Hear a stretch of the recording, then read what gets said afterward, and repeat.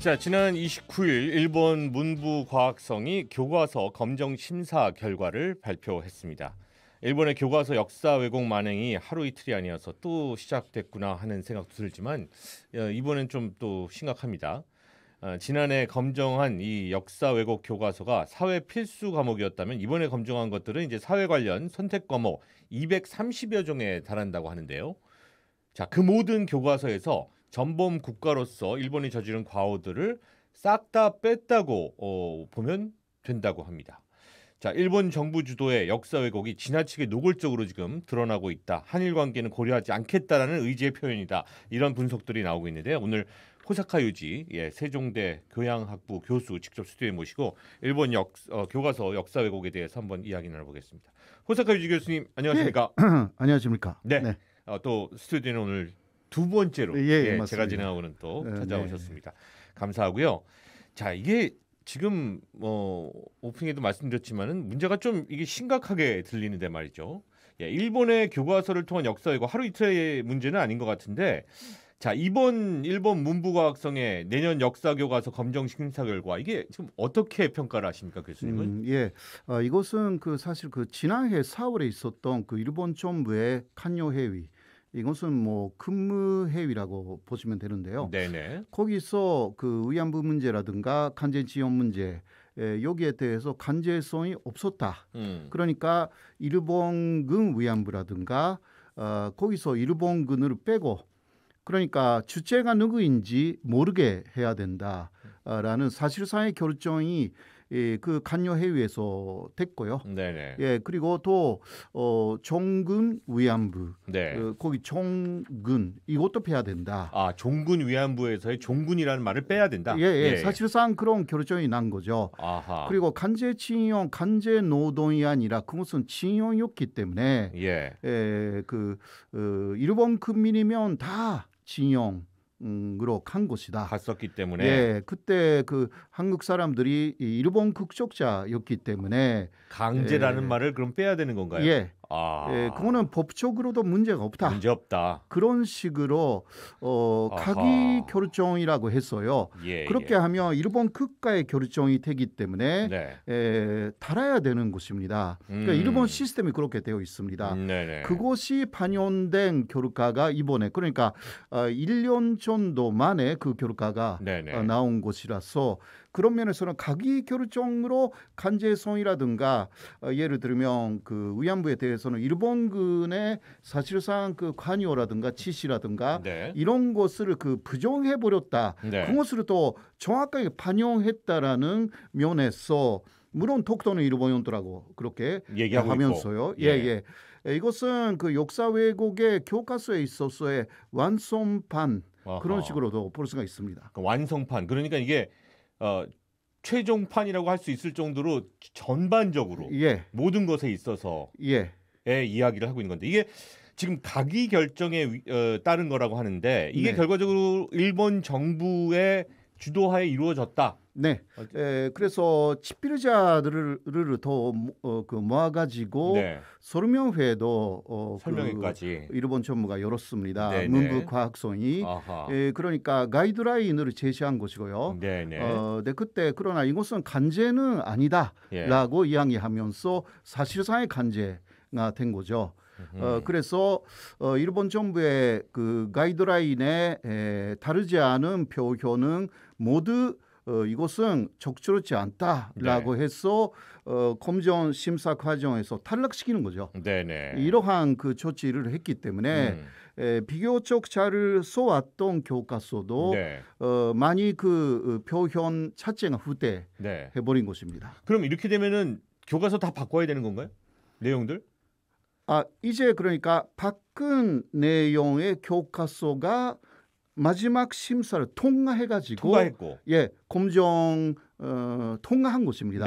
현재까지 그런 작업을 해왔던 거죠. 작업을 계속 해왔던 것이고.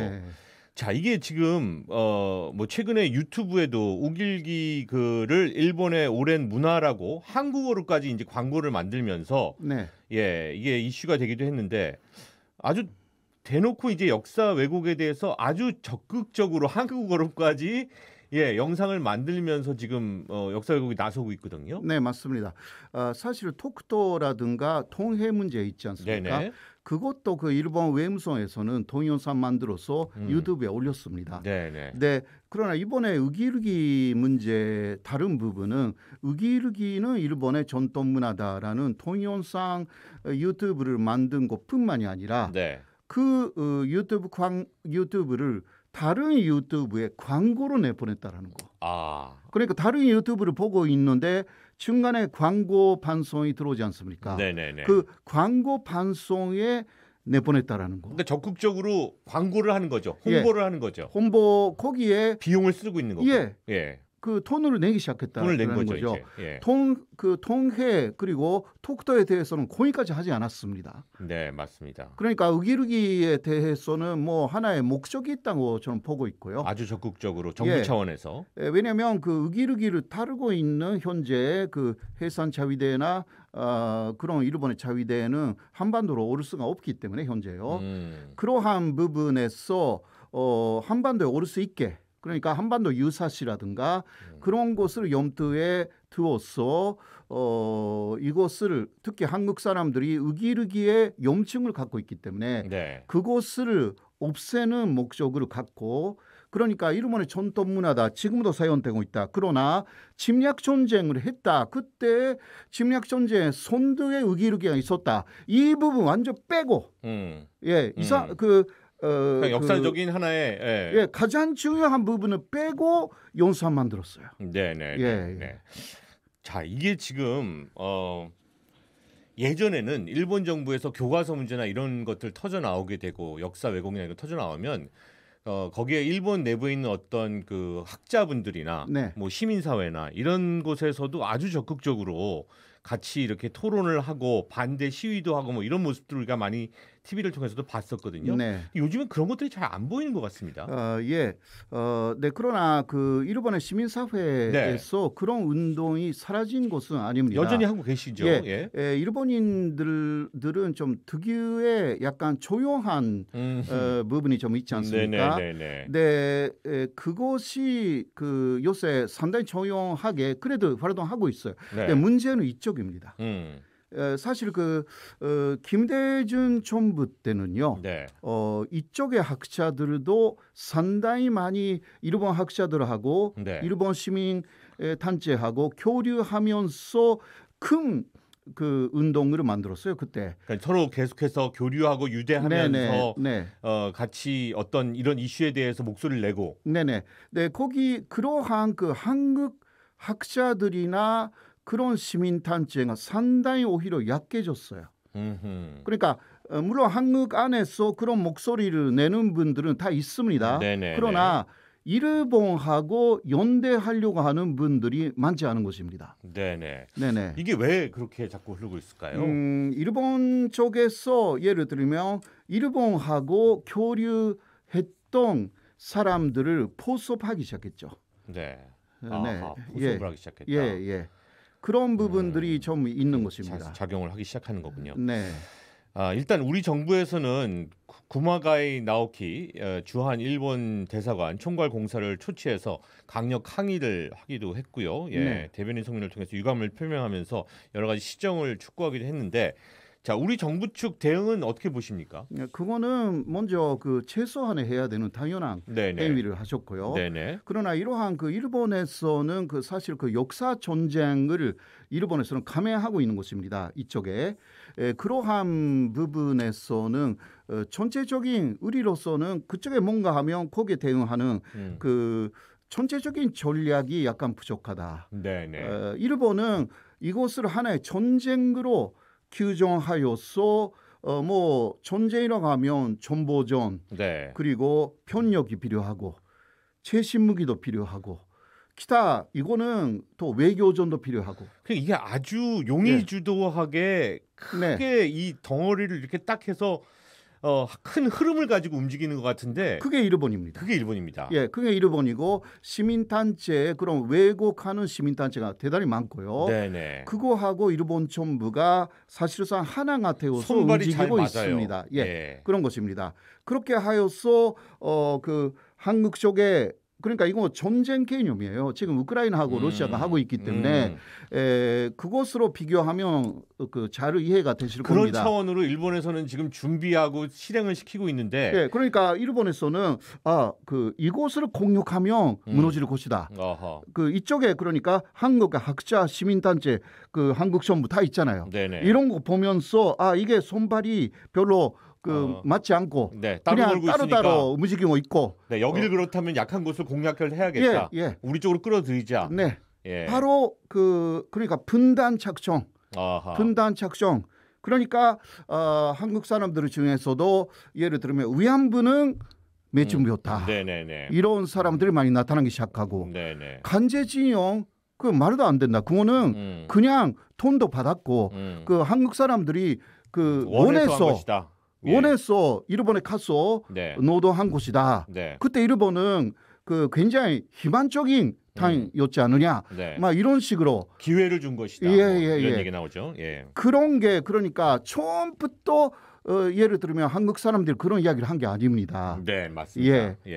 계속해서 지금 십수년 동안 그런 학자들과 그런 사람들이 얘기를 하다 보니까 이것이 어느샌가 지금 그러니까 15년 정도 됐어요. 15년, 20년 사실 돼가지고 그렇게 이상한 현상들이 나타나기 시작합니다. 이거는 일본이 전쟁 개념으로 이쪽에 대하고 있기 때문에 거기에 말려가기 시작한 부분들이 없지 않아 있는 것입니다.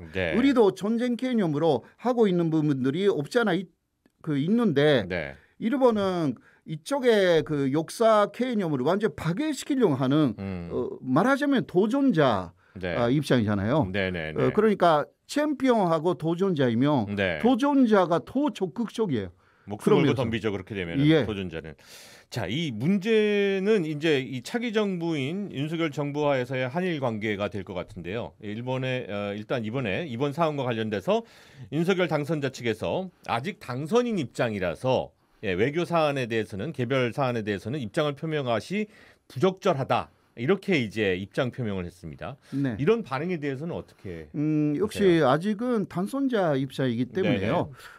그렇게 말할 수밖에 없는 사정이 있을 것 같기도 하고. 근데 그거는 한일 관계를 개선하겠다고 했고 또 그러나 올바른 역사 인식을 토대로 또 그렇게 계속 이야기를 해왔거든요. 당선자 쪽에서는. 그런데 일본 쪽에서 그런 도전이 나오니까 사실상 당황한 것이 아닌가. 그러나 오늘의 이야기를 좀 들었는데 단호하게 대처하겠다라는 이야기를 당선자 쪽에서 이야기를 했다고 합니다. 그러나 이게 그러면 한일 관계를 어떻게 하느냐라는 부분은 사실 누가 대통령이 되어도요. 그렇게 쉬운 일이 아닙니다. 어렵습니다. 일본에 대놓고 이게 독도, 위안부, 강제징용, 기타 모든 과거의 문제를 일본이 다 옳다.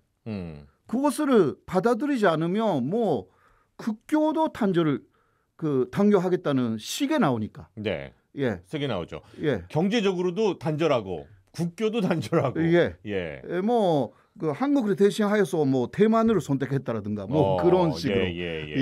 한국은 이제 중국 편이다. 그러나 윤석열 당선자는 중국 편은 아닌 것 같다. 그래서 일본도 지금은 새로운 정부에 대해서 어떻게 하느냐라는 거 아마 고민하고 있을 겁니다. 바라보면서 드는 생각이 말이죠. 현 정부에서도 분명히 노력을 해 왔었고, 그리고 윤석열 정부 같은 경우에는 또 어떻게 입장이 정리될지는 모르겠지만 일본이 계속해서 좀 멀어지는 느낌이다. 지금 얘기하신 것처럼 그냥 계속해서 화해 의사가 별로 없어 보인다 이런 생각이 들거든요. 어떻습니까? 그러니까 이러한 부분에서도요. 역시 진짜 외교를 한다고 하면 외교라는 것은 서로 양보하면서 합의를 이끌어내는 것이 그러니까 국내 정치든 외교든 마찬가지 아닙니까? 주고받기도 하고 합의도 보고 이런 거죠. 그러나 그 부분에서 일본은 완전히 철수했고요. 그러니까 일본의 주장을 받아들이지 않으면 이제 너희들을 받아들이지 않겠다 이거예요. 그런 것 같아요. 그러니까 그 누가 네. 대통령이 되어도 어떤 정부가 들어와도 쉽지 않은 것입니다. 그들의 입장에 맞춰서 따라가지 않으면. 예. 근데 그러니까 맞춰서 뭔가 협정을 맺었다. 네. 그러면 친일파 소리를 듣게 돼 있어요. 네, 한국에서는. 그렇죠. 엄청난 실패다. 네네. 본질적으로는 일본의 정책을 다 수용했다. 네네. 이게 그 예를 들면 박근혜 정부 때 네. 한일 위안부 합의도 마찬가지였거든요. 네, 맞습니다. 예. 맞습니다. 뭔가 예. 좋게 보이는데 본질은 완전히 그 일본이 이기는 방향으로 맺어버렸다. 일본이 그것을 원하는 것인가요? 네, 예. 맞습니다. 이 차기 정부에서는 그러면 뭐 어떤 식으로 외교 정책을 좀 만들어 나가야 될까요? 이거 참 어려운 이슈입니다. 예. 그래서 결국은 그러한 그 절대 서로 양보하지 못하는 부분들이 좀 있잖아요. 네, 예. 그러니까 먼저 독도 문제이고 양보. 맞습니다. 예. 물론 그 다른 위안부 문제라든가 기타 간제 지원도 양보 못할 것만 있는데요. 양보 못해요. 그러나 조금 네. 협의해서 뭔가 가까워질 수 있는 부분은 지금까지도 해왔습니다. 그거는 기본적으로 한미일 건조 그러니까 그 미국이 중심이 돼가지고 좀 뭐라 그럴까 동북아의 안전에 기여를 하자. 이러한 부분은 축해해왔거든요. 그러니까 지금까지 사실 공존하는 기관들이 있었는데 지금 유난히 지난 몇 년 사이에 아주 부딪히고 안 좋은 상황인 거거든요. 네, 맞습니다. 이 드라마 파친코 보셨습니까? 봤습니다. 예, 저도 아주 흥미롭게 봤고 잘 만든 드라마라는 생각이 들었는데 일본 사람들은 안 좋아할 것 같아요. 일본 사람들은 관심을 갖는 사람들이 되게 많은 것 같습니다. 네, 그러나 댓글을 보면 상대 반발을 하고 있고요. 그럴 것 같아요. 거짓말하고 있다. 거짓말하고 있다. 이런 역사가 있을 수 없다. 그 일본은 한국을 근대화시켜줬고 은혜를 베풀어줬는데 그러니까 그런 것을 그 아베 정권 때 다 만들어버린 그 역사관을 오히려 젊은 사람들이 많이 거기에 감염이 된 상태. 예. 그러니까는 지금 이거는 역사 왜곡이나 이런 것들이 예. 이제는 그 아베 정권 쭉 지나가면서 지난 10년, 15년, 뭐 20년 지나가면서 젊은 세대들에게도 많이 전달이 돼 있다. 예, 전달이 됐고요. 네, 그러나 그 이전에도 사실 그 일본에서는 역사를 가르치지 않습니다. 이러한 특히 근대사, 근현대사, 이토 히로부미 이전까지로 일본의 역사 교육은 끝나는 것입니다. 그런가요? 예, 그거는 그 한산체가 이야기를 해왔던 것이고, 그러니까 이토 히로부미 이후를 몰라요. 네, 그것을 그 한국의 상파는 예를 들면 전두환 시대라든가 이런 거 그래도 드라마로 봤습니다. 맞습니다. 드라마로 제5공화국 이런 거 봤었죠. 예. 그리고 모래시계라든가 맞습니다. 예, 다 있었잖아요. 뭐 그러나 일본에 그것도 없어요. 그렇군요. 그러니까 대화 드라마 같은 거, 천지 드라마 같은 것도 이토 히로부미 앞에서 끝납니다. 알겠습니다. 그러니까 파친코라든가 혹은 넷플릭스를 통해서 애플 TV를 통해서 이런 것이 많이 나오면 일본인들을 피할 수가 없거든요. 그러게 이거는 영향이 클 것 같아요. 예, 아주 커요. 그러니까 처음은 반발하면서도 이제 재밌으니까 사실 한국 드라마는 재밌으니까 이거 보죠. 그 다음에 역사적인 사실을 알아보기 시작하는 일본인들이 많아질 거예요. 네. 예. 이 드라마 하나의 힘이라는 것이 우리 문화 콘텐츠의 힘이라는 것이 또 우리 역사의 지금 전 세계 흐름에서도 큰 역할을 또 하게 되는 것 같습니다. 자, 오늘 호사카 유지 세종대 교양학부 교수와 함께 일본 역사 교과서 왜곡 문제와 관련돼서 또 차기 정부의 대일 관계에 대해서도 여러 가지 좀 이야기 나눠봤습니다. 오늘도 감사합니다, 교수님. 고맙습니다. 감사합니다.